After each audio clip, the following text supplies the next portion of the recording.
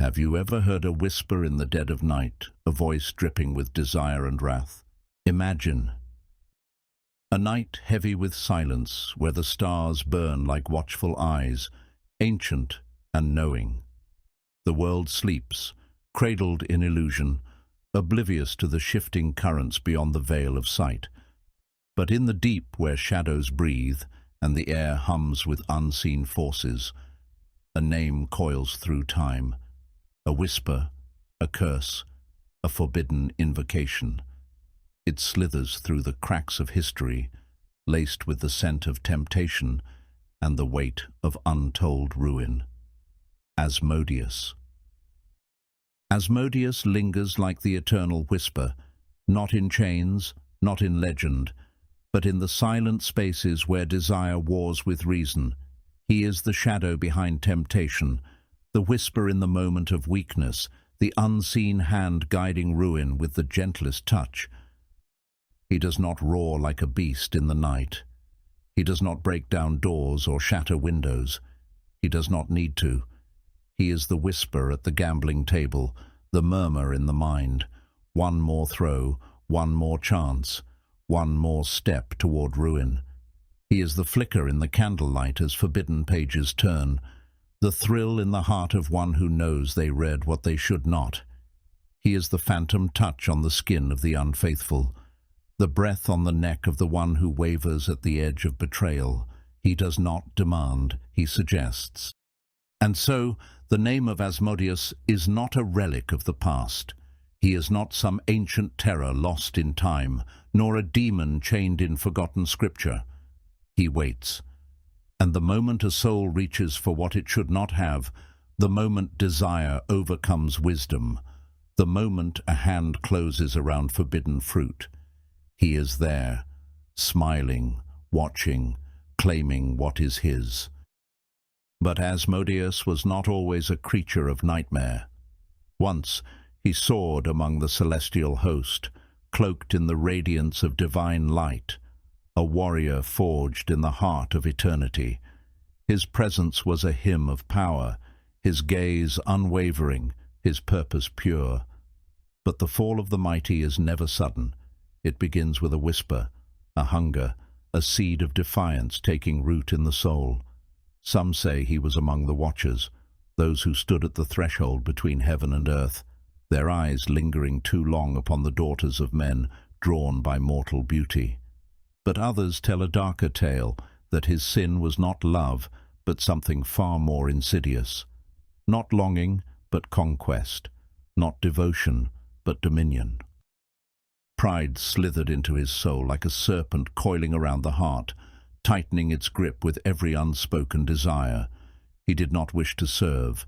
He longed to reign, not beneath the divine throne, but upon one of his own making. The heavens trembled, their harmony shattered by his defiance, and in a moment that stretched into eternity, he fell, not merely cast down, but hurled from glory, a burning star torn from the fabric of paradise. Down he plunged, through the abyss of endless night, the weight of his own arrogance dragging him deeper, ever deeper. The winds of oblivion howled around him, stripping away the light that once clothed him, until only darkness remained. And then the fire rose to meet him, hungry, searing, a kingdom of ruin welcoming its newest prince. Imagine his first breath in the abyss, thick with sulphur, seething with smoke, the air itself tainted with the wretched stench of souls long since consumed by their own corruption. But the heat does not scorch him, the darkness does not smother him. Asmodeus stands amidst the ruin, unbowed, unbroken. He does not weep, he does not beg, he smiles, for where others see torment, he sees a throne waiting to be claimed. Where others writhe in despair, he finds power ripe for the taking. The abyss is no prison to him, it is a kingdom, a domain of desire and decay, and he will reign over it. Asmodeus rises among the fallen, a shadow amid the flames, carving his dominion not with iron nor claw, but with something far more insidious: temptation.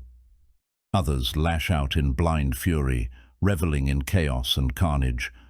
But he is no mindless beast, no raging demon spilling blood in reckless hunger. No, his is the art of the whisper, the slow unraveling of virtue, the delicate pull of a thread that unspools the soul.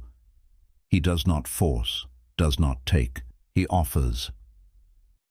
Genesis 3 verse 6 states, "She took from its fruit and ate, and she gave also to her husband with her, and he ate."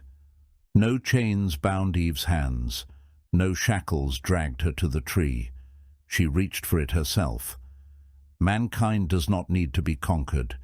It need only be offered a choice. But then imagine a man unlike the others, a man who does not stumble at the sight of gold or fall to the lure of a woman's touch. A king whose wisdom is not of this world, gifted by the very God whom Asmodeus defied, Solomon. Asmodeus hates him, for here is one who sees through the veil of deception, whose mind is not ensnared by whispers in the dark. A king who builds a temple not to vanity, but to the Almighty, a fortress of holiness where demons dare not tread. The nations bow before his wisdom. The heavens acknowledge his rule. Solomon, son of David, the ruler whose throne is not merely won by blood and conquest, but promised by the very voice of God. Solomon is not weak. Solomon is dangerous. And for that, Asmodeus watches him with burning eyes, waiting for the one flaw, the one crack in the king's unshakable will. For every great man has a weakness, and even the wisest heart can be swayed. Legends whisper that he comes in disguise, slipping into the palace, weaving discord, jealousy, desire. Among the king's wives, Asmodeus stirs embers into flame. They wake with strange longings, their hearts unsettled, their words sharp. Affections turn to rivalry, whispers to conflict. The harmony of Solomon's house trembles beneath an unseen hand. But Solomon is no fool. He watches, he listens, and in the murmurs of discord hears the slithering voice beneath it all. He sees the hand of the deceiver, and so does what the wise have always done. He calls upon the power of God. Behold, Asmodeus, the great deceiver, caught in the grip of divine will. The mighty king summons him, calls him forth from the shadows, and the demon has no choice but to answer. The air crackles with unseen power as Solomon raises his hand, not in violence but in dominion. Upon his finger gleams the ring, a weapon unlike any forged by men. It bears the name of the Almighty, the word that holds the cosmos in place. The earth trembles as the divine seal ignites, its radiance banishing every shadow. Asmodeus writhes, his form no longer veiled, his eyes burning with fury. He strains, he curses, but the will of heaven binds tighter than iron.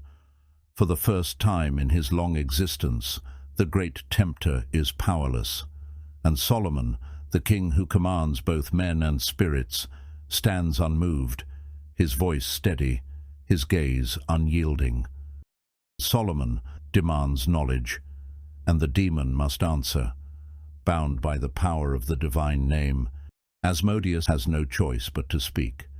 He tells of hidden things, of the frailty of men, their hungers, their fears, their silent secret weaknesses. He reveals the nature of spirits, the ways they move unseen, the methods to bind and command them. Some say Solomon, in his wisdom, forces the demon into servitude, compelling him to labor for the temple of God, a cruel irony, to make a creature of darkness toil for a house of holiness. Asmodeus seethes, his strength used against his will, his every effort turned to glorify the very power that cast him down. But others tell a darker tale, that Asmodeus does not simply yield, but whispers, that he drips poison into the ear of the king, not in defiance, but in patience, for even the wise can fall. And when Solomon, in the twilight of his reign, turns away from the God who blessed him, when his heart strays to the idols of his foreign wives, when his kingdom cracks beneath the weight of his own desires, who do you think is waiting in the shadows, smiling? Asmodeus lingers like the eternal whisper, not in chains, not in legend, but in the silent spaces where desire wars with reason. He is the shadow behind temptation, the whisper in the moment of weakness, the unseen hand guiding ruin with the gentlest touch. Now, imagine Asmodeus still among us. He does not force, he does not chase. He waits, smiling, patient, knowing that sooner or later every soul hungers for something it was never meant to have. And when that moment comes, will you hear him whisper your name? Let me know in the comments. Have you ever heard a whisper in the dead of night, a voice dripping with desire and wrath? I'd love to hear your stories.